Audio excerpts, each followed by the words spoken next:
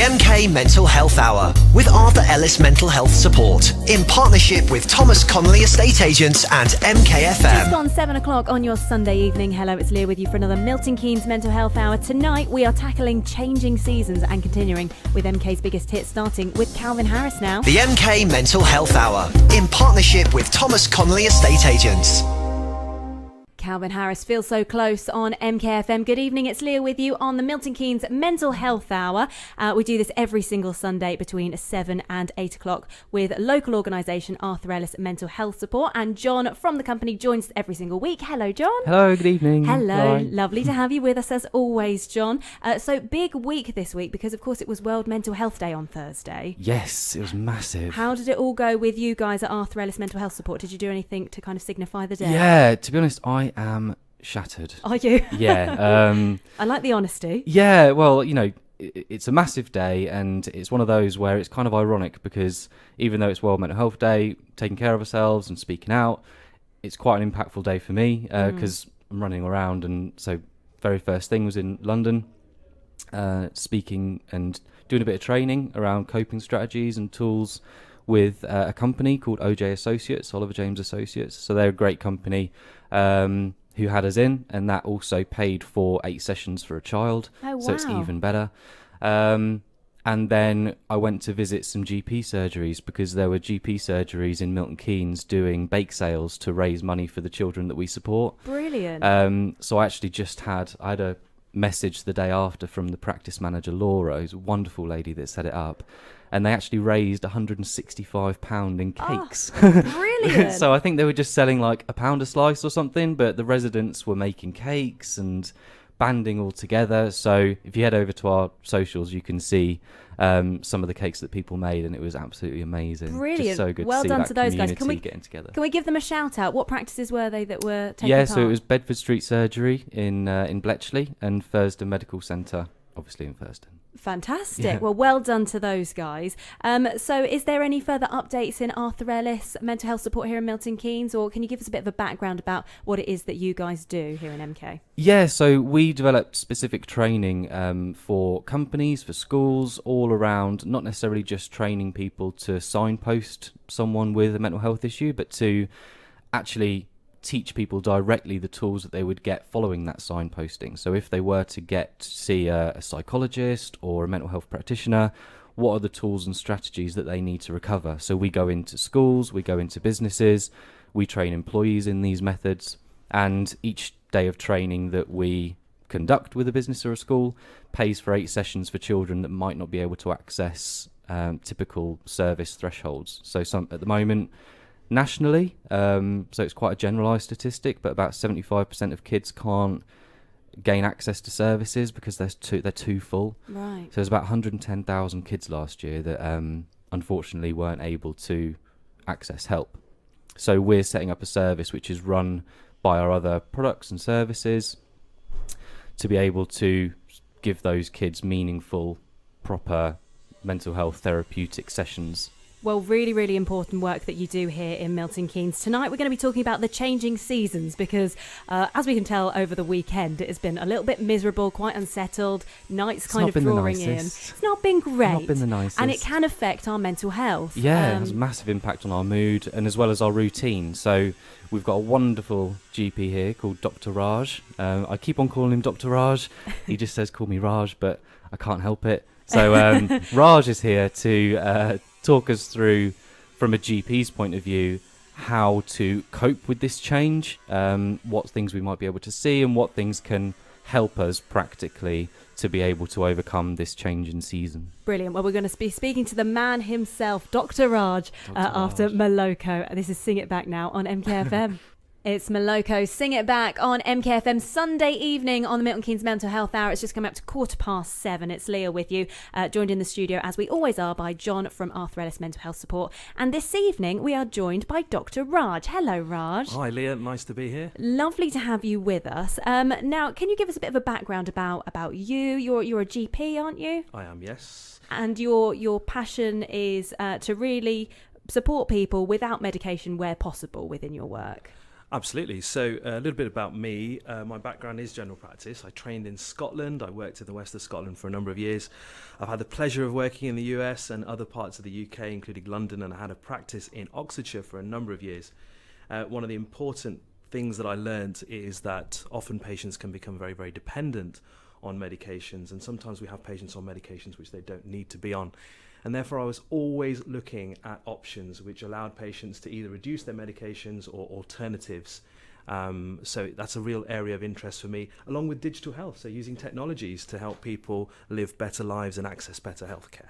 Brilliant. And we're talking tonight about the changing seasons and how that can actually affect people, because it is quite a serious thing, isn't it? When we start to see these changing in seasons, and now we've had a miserable weekend of weather and the nights are starting to draw in, and it can really affect people physically and mentally. Absolutely. We are a country of 4 seasons in a day. It's true. However, we're most certainly noticing the difference, particularly the transition from summer to autumn to winter. We appear to have very brief autumns these days, and it can really catch people out. And as they fail to make changes to their routine soon enough to adapt to their mood, which can often dip as well at the same time. So we're going to be speaking this evening about, a few tips on ways that people can put things into place so that they, don't feel like they start to suffer with their mental health and things like that. But what kind of changes can people kind of notice when there is these changing in seasons? Well, as humans, we are really creatures of routine. So adapting when we go to sleep, things that we do around sleep to help us sleep, times we get up, certain practices that we do in terms of, when we get into the shower, have breakfast, our meal times, and particularly our routine around exercise, and also what we do at work. Do we manage to get out of the office quick enough? It can be really difficult when I've certainly noticed with meal times or even just my mood getting up and it's still being dark. So I go to bed when it's dark, wake up when it's dark, and it's kind of disheartening because I kind of like when I wake up and the sun's coming through the blinds a little bit, and it's kind of a nice feeling if you wake up in a good way. But if you wake up and it's kind of dark outside, it can be a little bit, I don't know, feeling like you haven't really slept, if that makes sense. Absolutely, and it's so important that we adapt our behaviour around the time that we get up. So some people will hit the snooze button, stay in bed. Definitely me. That's me also. I have every day. Because I'm on certain medications and stuff because I've got a condition myself. So I have, across the space of half an hour, I have every 5 minutes an alarm go off, and then I end up snoozing all of them. So it just becomes chaos, and it sounds like there's a circus going on my bedside cabinet. That's right. But yeah, it can be quite difficult to get out of that routine. And often sleep itself, we don't really, all of us, get great quality sleep. Yeah. So this can just be a kind of prelude to the snooze button. People often waking, moving around through the night, and you're not getting that deep sleep that you need, that your body needs to be fully rested. And then when you're getting up in the morning, you're going into that same repetitive motion again of this kind of very sort of shallow sleep, hitting a snooze button, shallow sleep again. And it can actually tire your body out before your day's even started. Yeah. And I imagine that can affect people's mood then, going into their day feeling like they're really tired and they're feeling lethargic. And it must be a difficult kind of cycle to be able to get out of. Absolutely. And as with most habit-breaking activities, it does take weeks to get it right. It takes around 3 weeks for most people of repetitive behaviour change to develop a new habit. Okay. So as with everything else, it takes a bit of work. Well, we're going to be talking a little bit more about sleep and sleep hygiene. We'll continue the conversation with Dr. Raj and John after we hear from the ones. Flawless is on the way for you next. The MK Mental Health Hour with Arthur Ellis Mental Health Support. Sounding good for your Sunday evening. It's the ones and Flawless on MKFM. This is the Milton Keynes Mental Health Hour. Tonight we're talking about the changing seasons with John from Arthur Ellis Mental Health Support here in Milton Keynes and Dr. Raj. So Raj, we've been talking about sleep and actually how important that is to make sure that you get good quality sleep and everything like that. A term that I haven't really heard before is sleep hygiene. What is all that about? Well, first of all, it has nothing to do with soap or washing. You'll be pleased to know. Sleep hygiene is really a term that talks about the practices and things that you should be doing before and immediately approaching bedtime. Okay, so what kind of things do you mean? Really, really interesting things, actually. And some of them seem really obvious, but we often forget. So, first of all, your bedroom is your sleep sanctuary. So, no bright lights, no TV, no clutter in the bedroom. I don't know about you, Leah, but when I'm lying in bed sometimes and I'm struggling to get off to sleep, if something catches the corner of my eye on the floor in my bedroom, it will just get me thinking about something else. It will get me thinking about things other than sleep. So, your bedroom is somewhere where you go to sleep. And that's it. You don't go there to read newspapers. You don't go there to play computer games or watch Netflix. Okay. I've been told before that the bedroom should be for two things: sleeping and the other one, which is pre-watershed. So I don't know into that. So yeah, don't get into the habit of using your bed to watch TV, because then you'll get into the kind of psychological habit of, I'm getting into bed, so I'm going to start watching a series. I mean, it makes sense. That does make sense as a rule of thumb. You know, it's there for two things, and I like that, John. Yeah. Very, very good. Yeah. So there are various principles with sleep hygiene, aren't there? Sure, there absolutely are. So absolutely, the bedroom is your sleep sanctuary. So the environment in the bedroom has to be appropriate as well. So go there when it's time to sleep. Make sure you're tired before you go to bed. It can be incredibly frustrating going to bed at 10 o'clock or half 10, 11 o'clock, and then knowing you're not going to get to sleep. If you haven't got to sleep for 20 minutes, get up, go into another room, do something. Right. Make yourself tired. Even go for a jog around your living room. Don't quote me on that. Do something like hoovering if it's not too late. Anything that expends energy immediately before bedtime. The lights need to be dimmed. Nothing that's going to create any sort of emotional charge towards an evening, even if it's a discussion with your partner, which may cause some sort of emotional response. Not a good idea before bedtime. Keep that for the morning chat. And one of the things that I suppose a lot of people are guilty of, I am very guilty of this, is when you go to bed, I'll kind of look on my phone last thing at night, just check my emails, check, various messages and things that have come in. I imagine that is not the best thing to be doing before you go off to sleep. Absolutely not. And I'm guilty of it myself, to be quite honest. I think when it comes to mobile devices, tablets, mobile phones, they're really encroached upon our lives. And one of the ways that they really affect us badly is how they affect our sleep pattern. It's our natural go-to place when we wake up through the night. So just to check if somebody's Facebook messaged us. I mean, that's things have got really bad when we're doing that at 2 o'clock in the morning. It's true, but we all do it. We're all guilty of it. And if we can shift our thinking to be, I shouldn't look at my phone because I'm going to have a rubbish night's sleep. It's just going to help us get into the mindset, like you say, breaking a habit over 3 weeks. If we can start looking at it that way, it might encourage us to not pick up the phone in the first place. I'm going to be really brave here, John, and I'm going to suggest that you actually don't take your smartphone into the bedroom at all. Yeah, Leave yeah. it in the hallway on charge. I know some people who charger. put it on a different floor in their house. Yeah. Just completely leave it in the kitchen or something like that. Absolutely. It sounds like drug habitual behaviour, doesn't it? And it really is. It does. For many of us. And there is something that I do it on my my smartphone. You can have night mode on, so you can go into your settings. I don't know where specifically it is in your settings, but maybe we'll do a little bit of a social media post around it. But you can go into your settings and change your screen to get duller when the sun goes down. Right. So as soon as Very it clever. starts getting darker around you, so does your screen, and it just kind of starts to prepare your eyes for sleep rather than being as vibrant as it is during the day and having that impact on you. So there are lots of things that we can put in place to promote sleep and help us to do that. And I suppose it's about finding what works for you as an individual. Absolutely. And in medicine, we're becoming better and better at personalising our advice to patients and around their lives. And patients are getting better. They're getting better at checking online resources and making those adaptations themselves. So patients are really beginning to take greater responsibility than they've ever done before. But our job is really to signpost and say, have you tried exercising, a certain number of hours before bed, or exercising a certain number of times a week? Have you tried, for instance, changing your wake and sleep cycle in accordance with when the lights and the sun's coming up and the sun's going down? So there are a number of things that people can do and adapt themselves for changing seasons and for their own routines. And just as a bit of a ballpark figure, how much sleep should we be having, Dr. Raj? There is a huge disagreement over this. Now, as a previous junior doctor, I can tell you that I can survive on about 5 hours sleep, but the reality is that I feel very rested when I've had around 8 hours sleep. It's very different for each individual, but as a rule, we talk about 8 to 9 hours sleep is sufficient, and anything more than that is a bit of a bonus for most of us, I guess. Brilliant. Well, we've briefly touched on exercise there. We're going to be speaking a little bit more about exercise and the effects that has in the changing seasons after Alicia Dixon now. This is Breathe Slow on MKFM. Alicia Dixon, Breathe Slow on MKFM. It is the Milton Keynes Mental Health Hour, talking all about changing seasons this evening with Dr. Raj and John from Arthur Ellis Mental Health Support. So Raj, we've spoken about the importance of sleep and sleep hygiene. Also, something really important as the seasons do change is exercise.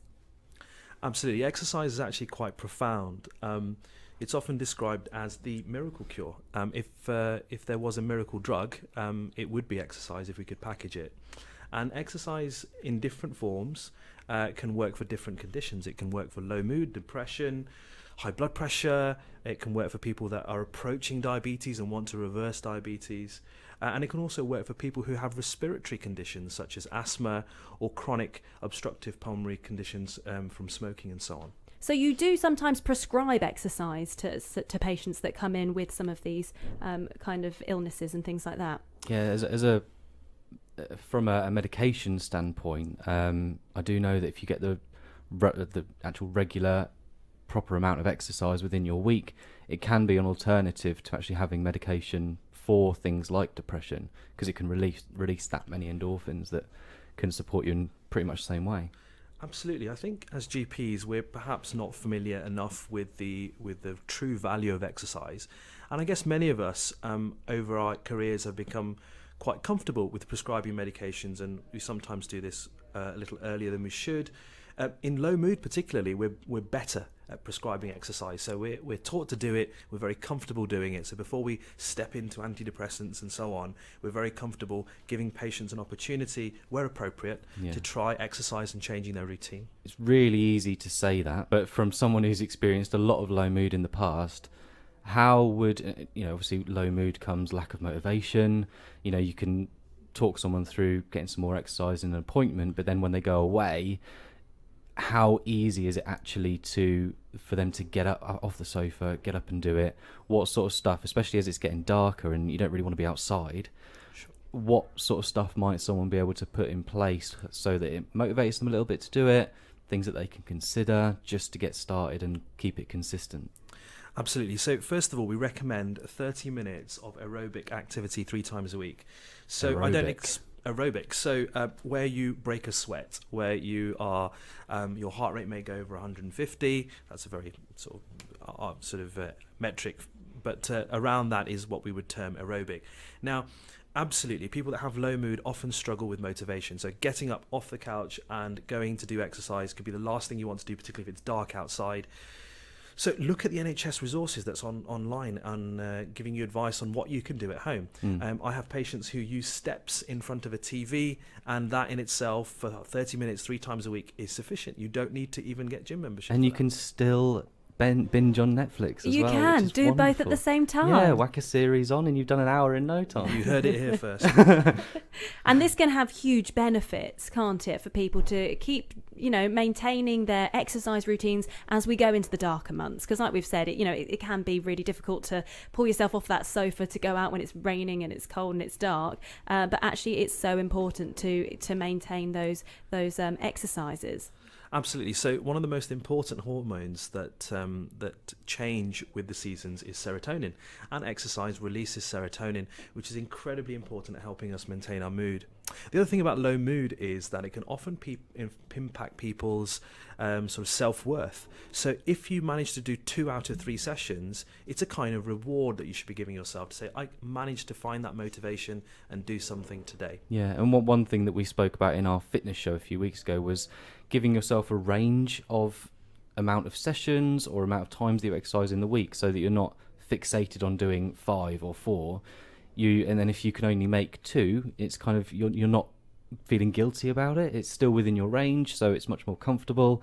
So it's a bit more of, it's something that helps you keep it consistent and stay motivated with it. Absolutely. And keeping a diary which records your sleep, which records your waking times, your mood, score it out of 10. It can be really helpful if you do feel the need to go and see your GP because your mood has been persistently low or you're really struggling to cope. Your GPs would love to see that kind of information, and also how often you are genuinely exercising a week. Yeah, absolutely. I really like to take this opportunity to coin the phrase Netflix-ercise.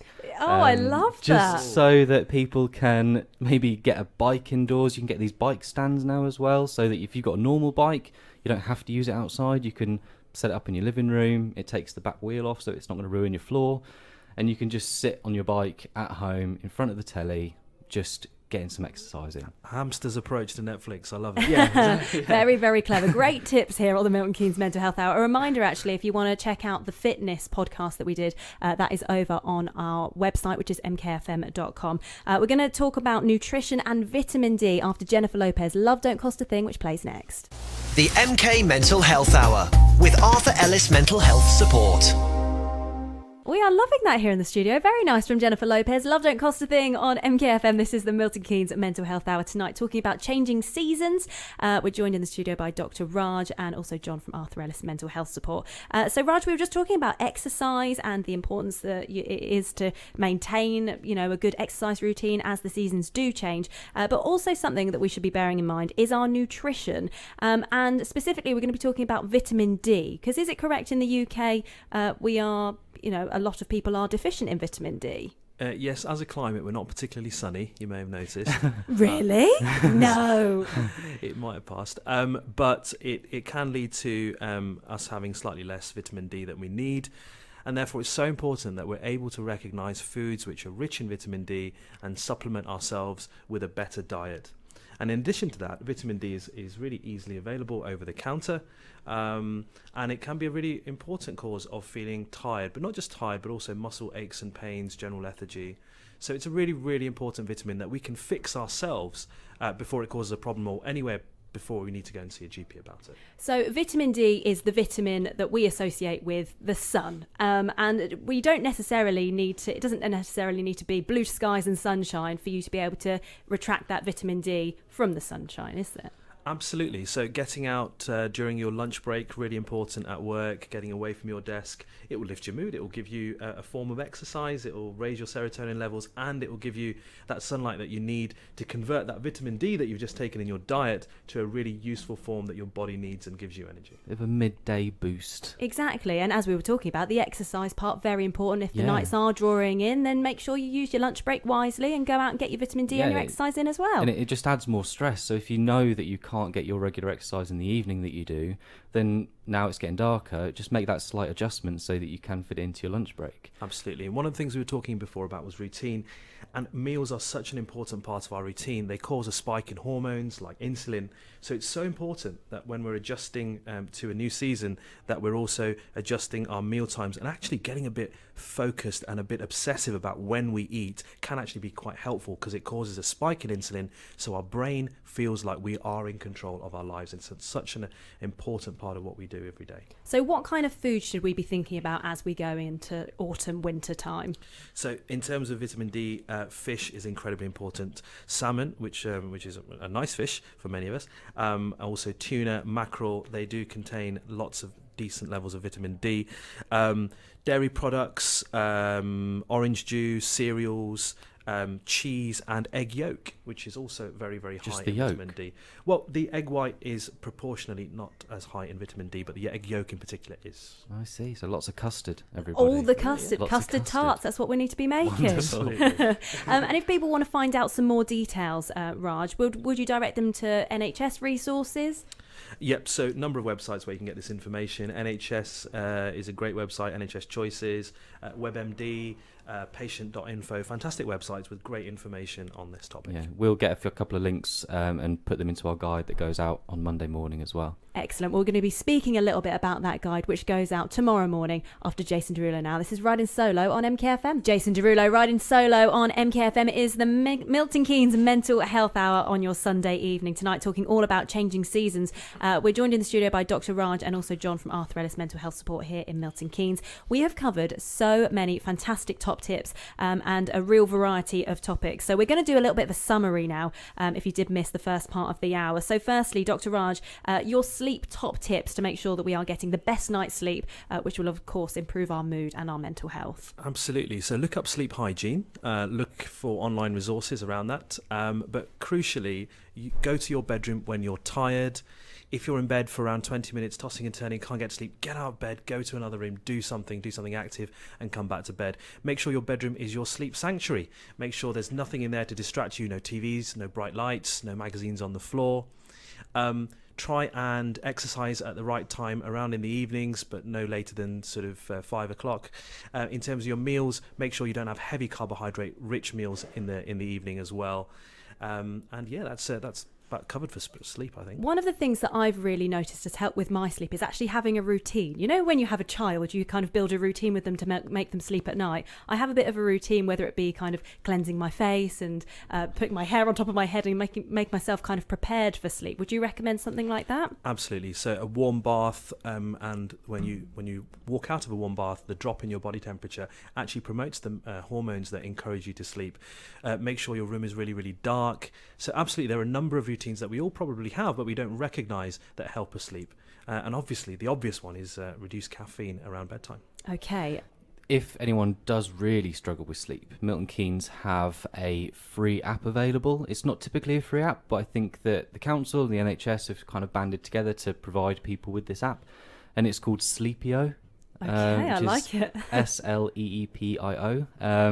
So people in Milton Keynes can access that free. So if they are particularly struggling with their sleep, it provides some tips and helps them out. But obviously, don't lay in bed looking at it, because then you're going to get all the impact from your phone.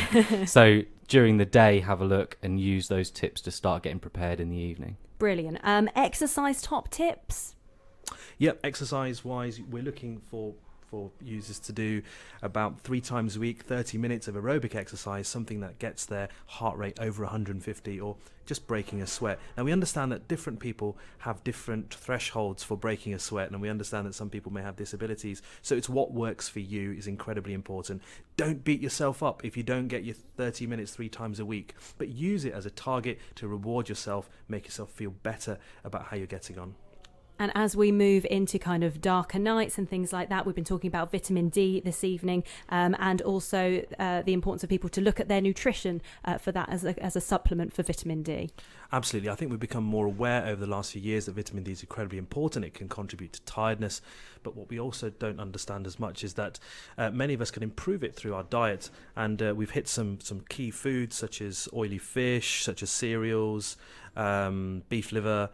These all contain vitamin D. It's important to improve your diet, improve your nutrition, get out into the sun so you're actually converting that vitamin D into usable vitamin D. And if you're still struggling with tiredness, then it might be an opportunity to go and see your doctor to talk over the subject at the very least. And if people want to find out more details on that, they can go and have a look on the NHS website. Absolutely. There are so many great resources available online. NHS Choices, WebMD, Patient.info, fantastic online resources. And I'm sure John will actually put some of those onto the website afterwards as well. Yeah, absolutely. So all of this stuff we're going to be building a guide around. So that's going to be going out tomorrow morning, on Monday morning.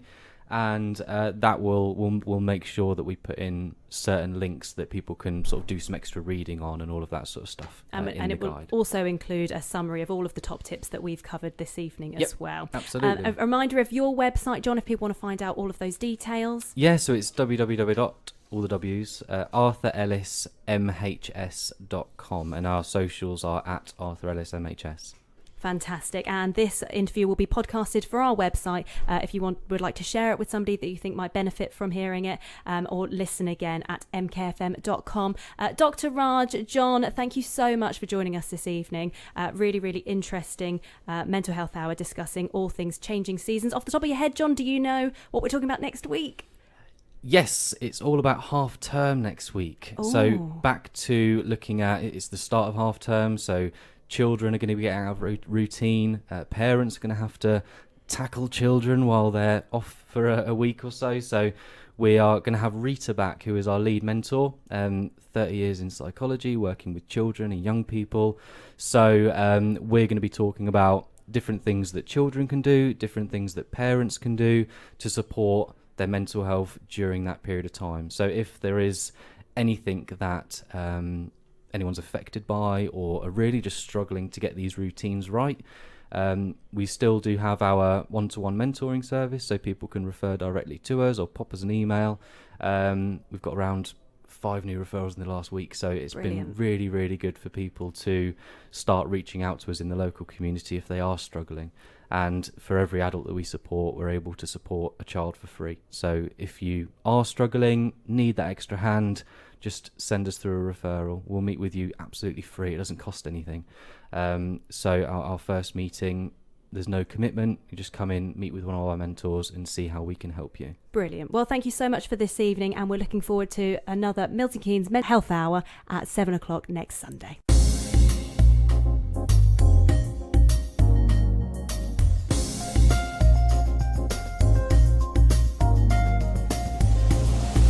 The MK Mental Health Hour, in partnership with Thomas Connolly Estate Agents.